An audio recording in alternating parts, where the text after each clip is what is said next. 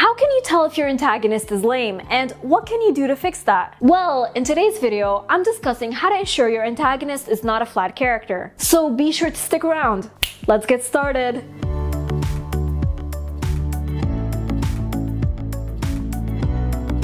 Hey guys, Nour here, and welcome back to my channel. For those visiting for the first time, hello, I'm the fantasy author of the novel Divinity Falling. Be sure to subscribe for weekly writing advice videos. So, how can you ensure your antagonist is not a flat character? Number 1, make readers relate to your antagonist in some aspects, or at least allow readers to understand where your antagonist is coming from. Their beliefs and motives aren't evil for the sake of being evil. They think they're doing the right thing, or that the harm they're causing is justified. And your job is to show readers that from the antagonist's point of view, they make a good point, even if they're not really right. Does that make sense? I always bring up this example because it's just great. Think of Thanos with his Infinity Gauntlet. He wanted to use it to wipe out half the world's population. Now that's pretty bad, and no one wants that. At least no one sane. But is Thanos evil? He's dangerous, and his motive can certainly cause harm. However, from his perspective, he's doing this to save the world. His motive is good, even if it results in a negative outcome we don't approve of. So even though we look at Thanos with fear, we can also relate to his line of thinking, or at least we understand where he's coming from. Apply the same idea to your antagonist. Make them relatable. Number 2, give them a backstory that ties into their motive. I mean, how can they have a motive if they don't have a backstory? What led them to their current desires and goals? Something must have happened in their past to lead them down this road. So give them a backstory. By doing so, you're a step closer to ensuring your antagonist isn't a flat character. Their beliefs didn't come from thin air. They are tied to their identity and their past. And number 3, give your antagonist presence. What do I mean by this? Well, let them have a pivotal role in the story. They shouldn't be gone for 90% of the book and only show up at the end to fight the protagonist. Instead, their actions should be felt throughout the book. Again, think of Thanos. The entire movie revolves around stopping him. He's not on screen for every scene, but his actions are felt. Every Avenger felt his presence. They were all terrified of him and doing everything they could to ensure he doesn't get his way. And of course, Thanos kept making their lives harder. And so should your antagonist. Don't let your antagonist disappear for the entire novel. Even if they're not physically present in every scene, they should be doing things behind the scenes to create obstacles for your protagonist. Plus, readers will feel like the antagonist is truly out and about making their goal happen, which means that your antagonist feels real and isn't flat. So that's all I have for you today. I'd love to know, how active is your antagonist in your story? Let me know in the comments. If you're new to my channel, be sure to subscribe. I put out weekly writing advice videos that will take your story to the next level. Also, don't forget to follow me on social media to see what I'm up to from day to day and to chat with me. And before we go, I just want to give a quick shout out to Sarah Frayne, Alan J. Early, and Noah Kovanti from my shout out tier over on Patreon,